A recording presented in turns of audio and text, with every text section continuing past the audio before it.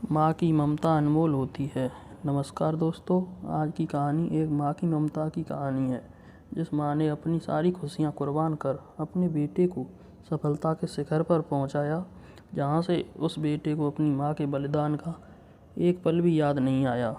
माँ के बारे में हमारे धार्मिक ग्रंथों में लिखा है कि भगवान कृष्ण जब वृंदावन से मथुरा जाते थे तो अपनी माँ को याद करके बहुत दुखी होते थे, क्योंकि जो प्रेम उन्हें माता यशोदा से मिला वह प्रेम उन्हें माता देवकी से कभी नहीं मिला। दोस्तों, माँ का प्यार क्या होता है, आइए जानते हैं माँ की इस दर्द भरी कहानी से। एक गांव में एक परिवार सुख से अपना जीवन व्यतीत कर रहा था। उस परिवार में केवल पति पत्नी थे। समय बीतता गया, उनके घर में कोई बच्चा पैदा नहीं हुआ, इसलिए हमेशा पति पत्नी दुखी रहते थे। लेकिन कुछ समय बाद धीरे धीरे समय चक्र बदल गया। एक दिन उसकी माँ के पति को ऐसी बीमारी हो गई कि वह बिस्तर पर लेटने के बाद फिर से उठने की क्षमता खो बैठा। शायद उसे कैंसर था, इसलिए काफ़ी दुबला पतला एवं कमज़ोर हो गया। अब माँ अपने पति की बीमारी से बचाने के लिए शहर शहर भागने लगी। हर तरफ से लाचारी हाथ मिलने पर वह मायूस होकर पति को घर ले आई। घर लाकर पति की हालत धीरे धीरे बिगड़ती गई। इस दौरान पति को पता चला कि उसकी पत्नी पेट से है। जब उसने यह बात अपने पति को बताई तो पति ने कहा कि अब उसे मरने से पहले यह चिंता नहीं है कि उसके कोई संतान नहीं है। अब यदि मैं मर भी जाऊं तो यह बच्चा जन्म लेगा और आपके जीवन का सहारा बनेगा और आपके बुढ़ापे की छड़ी बन जाएगा। तुम अपना जीवन बच्चे के साथ व्यतीत करना। और यह सब कहकर पति ने अपने प्राण त्याग दिए। पत्नी ने पति का अंतिम संस्कार किया, लेकिन उसके मन में बहुत दुख था। लेकिन यह कहकर उसने अपने मन को आश्वस्त कर लिया कि उसके पति का प्यार, उसके गर्भ में एक छोटा बच्चा एक दिन इस दुनिया में जन्म लेगा और वह मेरे बुढ़ापे का सहारा बनेगा। अब धीरे धीरे समय बीतता गया और बच्चे के जन्म का समय आ गया। तब उस माँ ने एक पुत्र को जन्म दिया। माँ पूरी तरह से उन पर निर्भर थी और बच्चे का पालन पोषण करती रहती थी।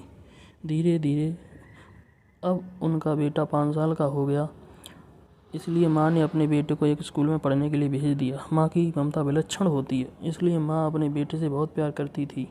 माँ अपने बच्चे का दर्द नहीं देख सकती, इसलिए माँ उस बच्चे का दुख एवं दर्द स्वयं उठाती थी। अमीर लोगों के घरों में काम करके कुछ पैसे बचाती थी। वह बेटे की हर मांग पूरी करती थी। धीरे धीरे बेटा बड़ा हुआ और उसने गांव से बाहर शहर में पढ़ाई करने के लिए भेज दिया। बेटा भी मन लगाकर पढ़ाई करने लगा और एक दिन वह एक बड़ा अधिकारी बन गया। जब माँ को इस बात का पता चला तो वह बहुत खुश हुई कि उसके जीवन के अब सभी संकट अब उसके बेटे द्वारा काट दिए जाएंगे। बेटा अब गांव से दूर रहने लगा और आत्मविश्वास से अपना काम करने लगा। अब उसकी माँ गांव में अकेली रह गई थी। धीरे धीरे समय बीतता गया। नौकरी को अधिक समय देने के कारण बेटा का अपनी माँ के प्रति लगाव भी कम होता गया और वह अपनी माँ को लगभग भूल चुका था। उसे वहाँ एक लड़की से प्यार हो गया। जब उसने लड़की को अपनी माँ के बारे में बताया तो लड़की ने कहा कि अगर वह यह सब अपनी माँ को बताएगा तो वह हमारी शादी के लिए तैयार नहीं होंगी। इसलिए उसने बिना अपनी माँ को बताए शादी कर ली और लड़की ने अपने माता पिता से मिलकर शादी कर ली। अब वह बेटा अपनी पत्नी के प्यार में इतना फंस गया कि वह अपनी माँ के सारे कष्ट भूल गया। जब उसकी माँ को इस बात का पता चला तो उसे बहुत दुख हुआ, लेकिन वह यह सोचकर अपने मन को समझा लेती कि ये एक दिन उसका बेटा ज़रूर आएगा। समय बीत रहा था और माँ भी अब बूढ़ी हो रही थी। गांव के लोग भी उसे कहने लगे कि उसका बेटा अब कभी नहीं आएगा, लेकिन उस माँ के मन में उम्मीद थी कि एक दिन उसका बेटा ज़रूर आएगा। उधर बेटा पत्नी के प्यार में फंसकर माँ को पूरी तरह भूल चुका था। यहाँ धीरे धीरे माँ भी इतनी बूढ़ी हो गई कि माँ को चलने फिरने में परेशानी होने लगी। फिर एक दिन उसने गांव के लोगों को बुलाकर एक पत्र लिखा और उसने अपनी अलमारी में सुरक्षित स्थान पर रख दिया और गांव के लोगों से कहा कि जब उसका बेटा आए तो उसे यह पत्र दे देना।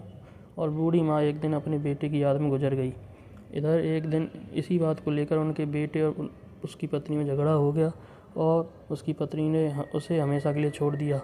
अब बेटे को अपनी माँ की याद आई और एक दिन वह गांव आया।